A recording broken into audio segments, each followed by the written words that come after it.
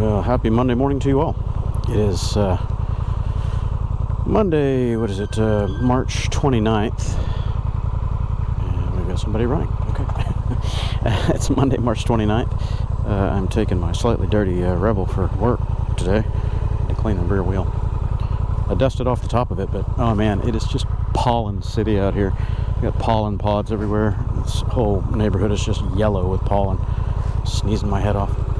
I think I mentioned that over the weekend. I got the oil changed, first service done. I put on this Viking Bags triangle bag here, or swing arm bag. Bag's great, straps not so much. I'll try to put that video out there later for anybody that gets the Viking bag for the 1100. It doesn't really fit. It's designed for the 300 and 500 from what I can gather. What you doing there, buddy?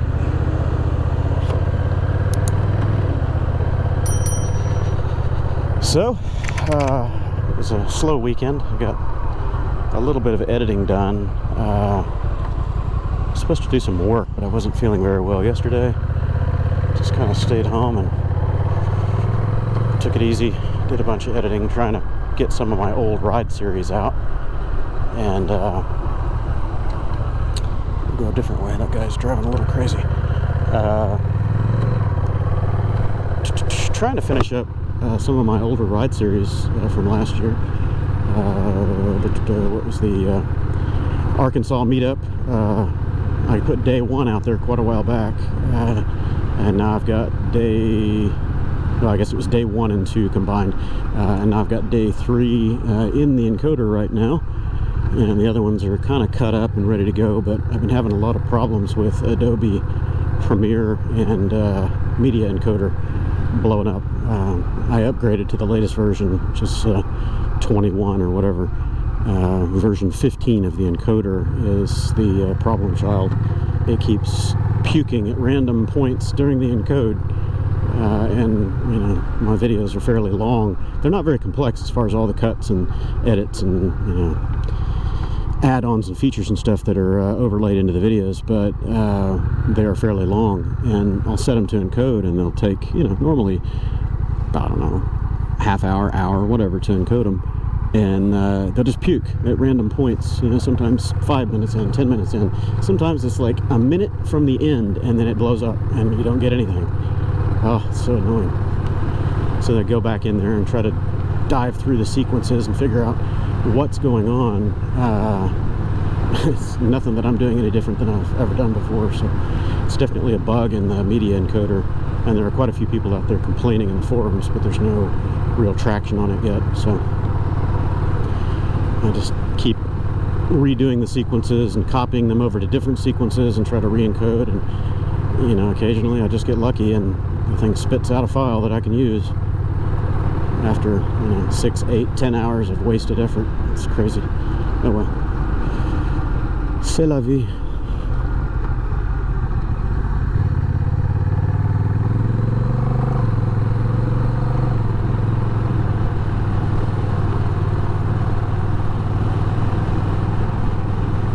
So the day 3 of the Arkansas meetup, that was late October of last year, man, that thing was just took forever to cut down. It was 3 different cameras, I don't even know how many total hours of footage, probably somewhere around 20 hours of total footage that I was going through, and of course you got to go through it multiple times and trim it, digest it down. Man, I think I've probably got 36 hours of editing into that thing at least. I just want to cook it and get it off the stove, man. Get it out of there. And these videos don't make any money, I can't stress that enough. I do this as a hobby and a passion. Videos, especially those ride series videos, man, they don't make any money. I'll spend all that time working on those things and publish it, and I'll go back and look 6 months later or whatever, and I've made $20, $30 on the video. It's a horrible return on investment, but yeah, I don't really look at it like a business. I have to do those projects and edits in my spare time, so I'm not impacting my real work. But, you know, if people enjoy watching them, hey, I'll put them out there. I just like sharing the fun of riding and going and doing the crazy crap that I do. I've been not talking about it. I may have already published it by the time this hits the YouTube, but Can-Am has reached out to me and they want me to send them a bunch of video footage, and they want to kind of do a featured rider of the week or rider of the month or something along those lines. And they even hinted at sending down a video crew to tag along on one of my moto-camping trips on the Ryker. They think that's pretty cool. So yeah, that'll be neat. I don't have to mess with the editing, that's fine. Follow me along, watch me do dumb shit, I don't care.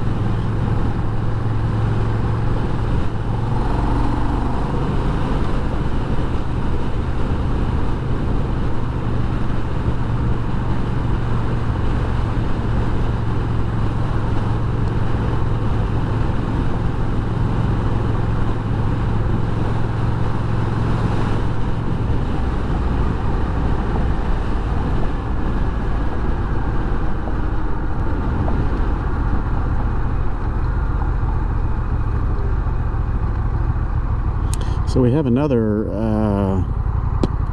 well, not really a moto-camping trip, another Twisted Sisters trip with Tom and a couple of the guys from the Austin Ryker Riders group. We're going to be going out to the Sisters again at the end of April. And Tom has rented a you know, resort house, whatever, you know, kind of a big cabin thing. Wake up, dude. So we're all pitching in on the cost of the cabin and paying for beds, whatever. And I won't be sleeping in the dirt this time, which is okay. I don't kind of like it both ways, whatever. But we're going to be out there for a couple days riding and enjoying it. And this place is right in Leakey, so it'll be on the Sisters route.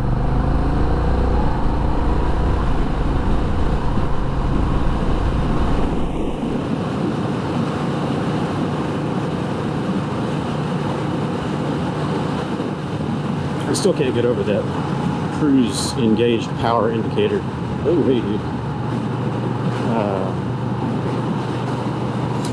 That yellow indicator bugs me. I have similar gripes about my little Mazda 3 that I've had for a while. It's a 2011 Mazda 3. The whole dash, everything is kind of red and orange. And call me old-fashioned, but red, orange, yellow, those indicate caution or error, in my opinion. Any idiot light or gauge that's red or orange or yellow warrants looking at it. What's wrong? What's broken? Why is it red? You know?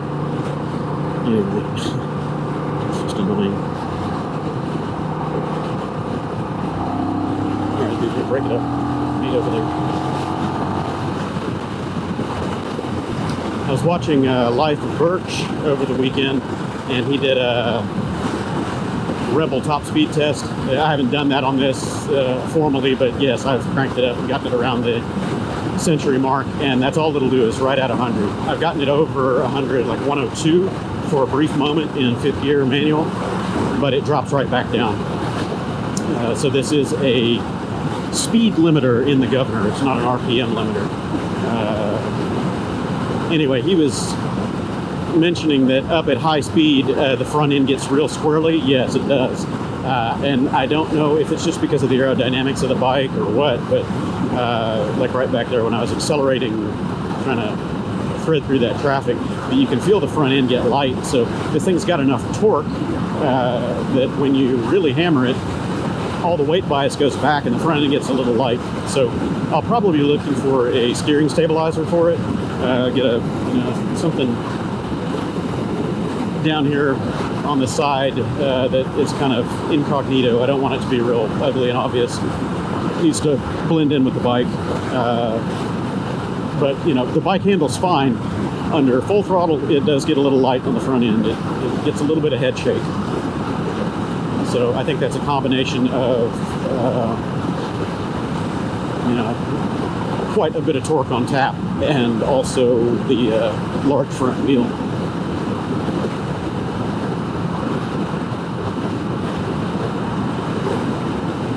Otherwise, I'm pretty pleased with the bike. It's got little creature comfort annoyances for me, but you know, all bikes do. You've got to tune them to your preference and your riding habits, so that's what I'm going to be doing to this one. I'll put the things on there that I need. My bar risers that were sent to me were the wrong color. They're silver instead of black, so I got to send those back this week to the other ones. Another owner said he doesn't think it's possible to lift these bars up. I'm sure we can figure it out. You know, the other Rebels have similar arrangements up front, and there's bar risers for those, so I don't think it'll be too much of a problem, as long as it's not a really tall rise. The ones that I've got only raise it up maybe an inch and back about an inch and a half, so that should be fine. Rear suspension I have not tuned yet. I don't know if it's just a limit of these Showa rear dampers, or if they're just set to firm, but they are pretty firm when you hit big bumps. So I'll be playing with that. I'll do the zip tie test on the shock piston rod to see if I'm getting full stroke out of the rod or not, or if it's not getting close. If it's not getting close to full stroke under a big bump, then I need to back out my spring preload a little bit. If it is going full compression, full stroke, then that means I could probably increase the spring rate a little bit, but that's going to make them a little more harsh. I don't know, figure it out. Eventually, you know, I might look at some Holden's rear shocks or something like that for this whenever they become available. I don't know. I'm sure just about any universal shock will fit back there, as long as you get the inner diameters of the eyes correct and the eye-to-eye length, all that. If I go hog wild with the suspension, I won't just do one end, I'll do both. I'll put some Race Tech cartridge emulators up in the front and some good shocks in the rear. But yeah, again, it's good for what it is. I'm not too disappointed. Just the rear suspension is a little harsh.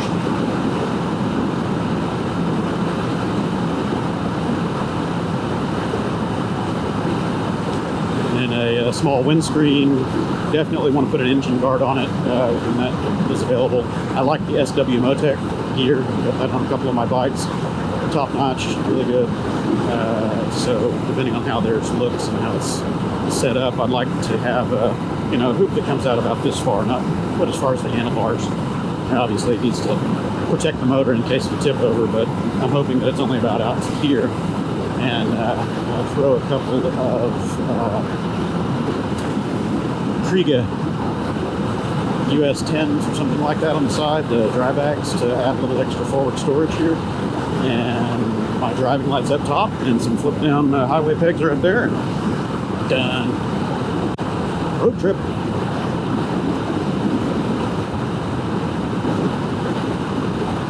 Ooh, I don't know what the main ones today.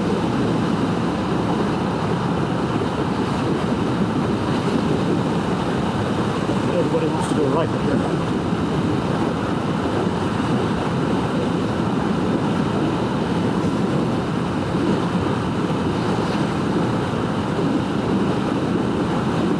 I think I forgot to give my weather report this morning. Ah, it's gorgeous out here. Not a cloud in the sky, and it's about 65 degrees right now. 10 a.m., 10:30, about 10:30. Worked from home this morning for a bit, trying to get some meetings and Monday morning fires out of the way. Now I've got to go into the office and grab a couple of things and head out for another job. But yeah, it's a fantastic day for riding. The wind is pretty calm, as you can tell by the flags. It's a rare day in Houston. The winds are only moving about 8 to 12 today, I think is what the forecast said. That's about what it feels like right now, about 8 to 10. A little movement, but not. God, this weekend was brutal. I rode out to Baytown to do the oil change and came back. Holy monkey. 25 plus mile an hour winds. It was nutty.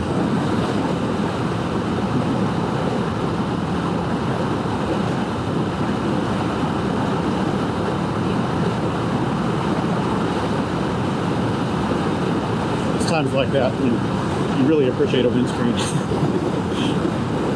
And especially going diagonally into winds or something like that. 70 miles an hour on the highway with a 25-mile-an-hour headwind, you are just bobbleheading like crazy. Feel like a circus tour.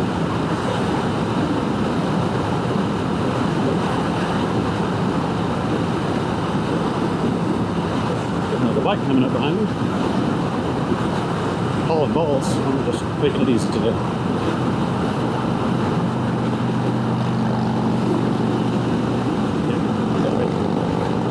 That's a pretty good looking bike. I like that.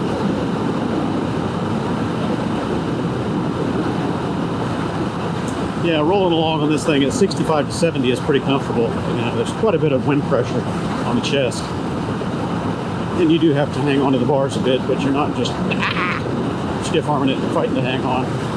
Above 75, which is where everybody drives here in Houston, it's a challenge. It needs a little wind speed.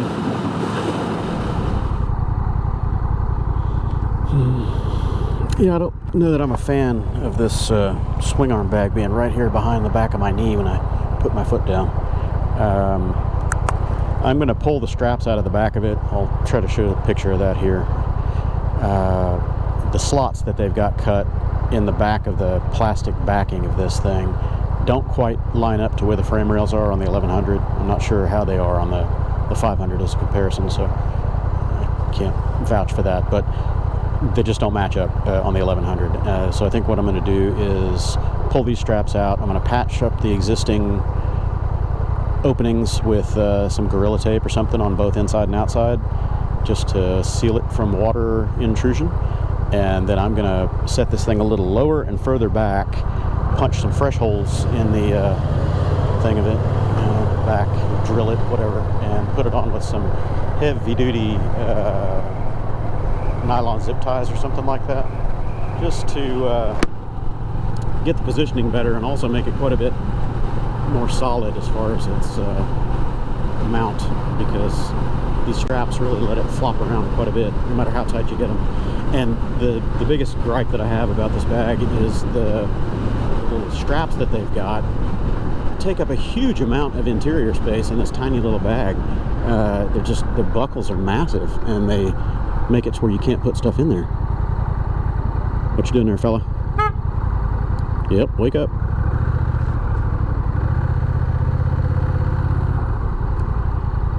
Keep going. Yeah, you're doing good. No, don't stop there either. Keep rolling. Yeah, you'll figure it out. Anyway, so I've arrived. I'm gonna go in and grab the stuff that I need and run back out, do this job, and hopefully my day ends early so I can go out and ride a bit, have some fun. So I bid you all farewell. Thanks for tagging along, and if I've got some time for the return ride or maybe another little blast later, I'll catch you later today. See ya.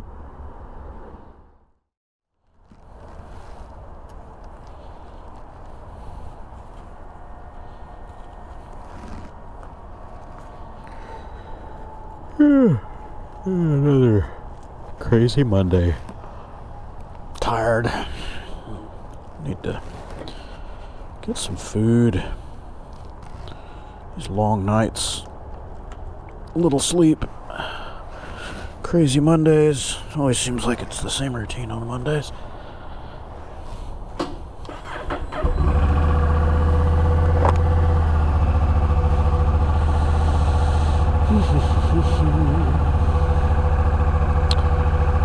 654 miles so far on the clicker. Let's see what my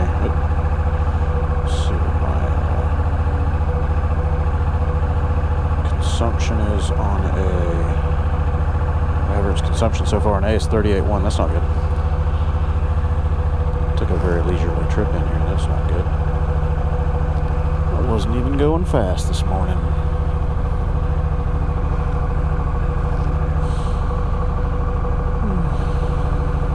Let it warm up a moment before I beat on it.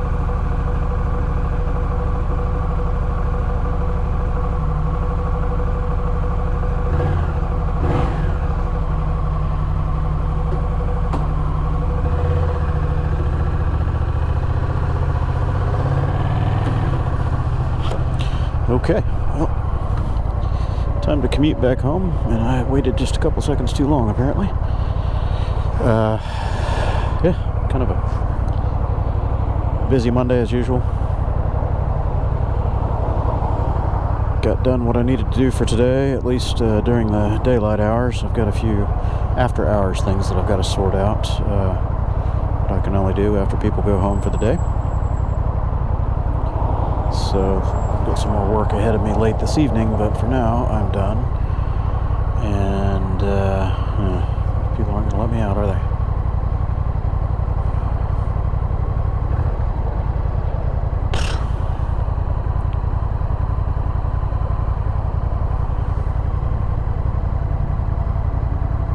It's not even rush hour yet.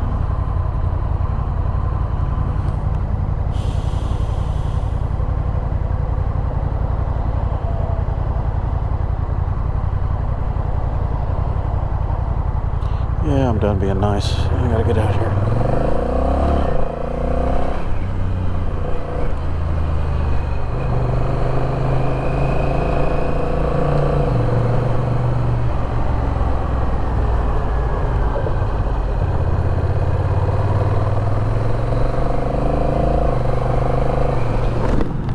So, got some more stuff I'm going to have to work on tonight.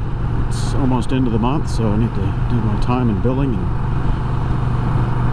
keep the cash wheels a-turning.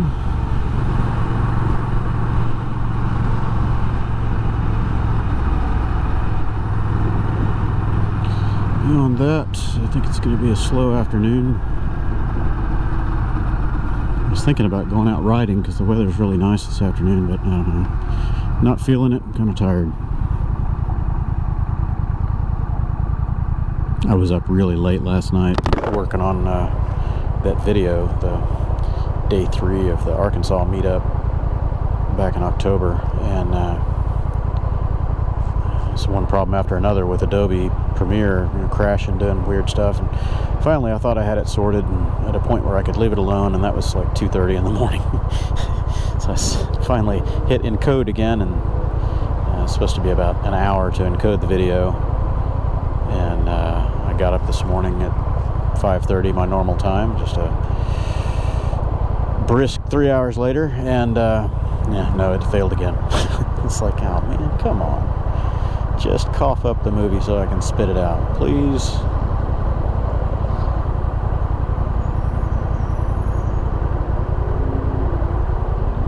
So I worked on that, gave it about another 20 minutes, 30 minutes of my life this morning, and set it back in the encoder with different options. I uninstalled Premiere and the encoder and reinstalled them, and then changed a couple of options to see if I can sort it out. We'll see how it plays. Hopefully it's going to behave itself.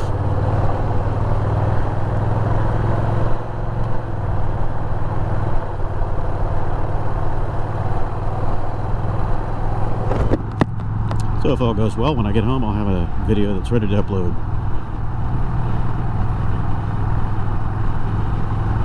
4K video, especially when you got long format, man, they are big. 22 or 23 gig, I think is what this one was. So they take a little while to upload.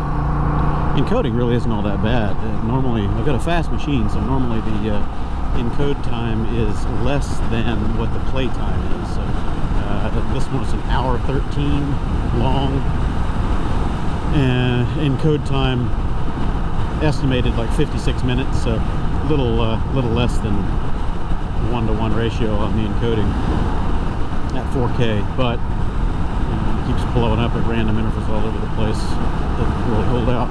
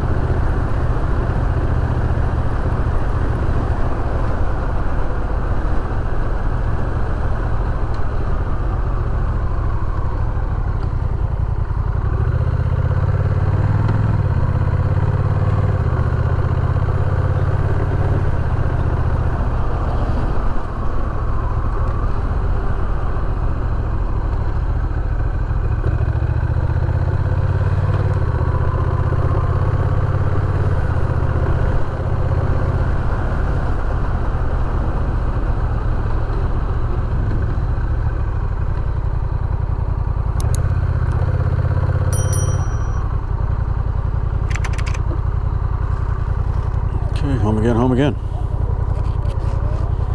Riding, not even thinking about talking, just remember the camera was still on. I